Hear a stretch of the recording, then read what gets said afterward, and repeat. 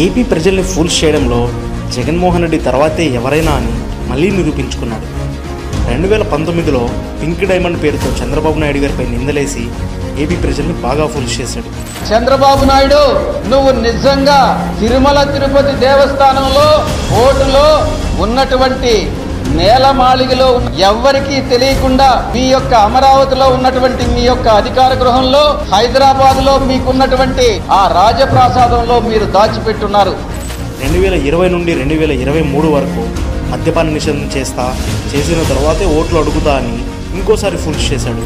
మన ప్రభుత్వంలో పూర్తిగా మద్యాన్ని నిషేధిస్తాం అని చెప్పి గట్టిగా కూడా చెప్తా ఉన్నాం. నెక్స్ట్ ఎలక్షన్లో 2024 ఓట్లు అడిగే సమయానికి మాత్రం ఖచ్చితంగా మద్యాన్ని 5 స్టార్ హోటల్స్ మాత్రమే పరిమితం చేసిన తర్వాతనే పోతాం.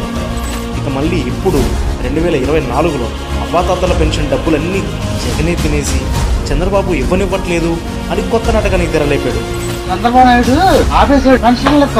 చంద్రబాబు నాయుడు ఆపేశాడు. మేము మీకు ఇంటికి తీసుకొచ్చేస్తుంటే ఆడికి నచ్చగా మామూలుగా ఆపేశాడు. జగన్ గెలుస్తాడు. మళ్ళీ ఎవరు గెలుస్తారు?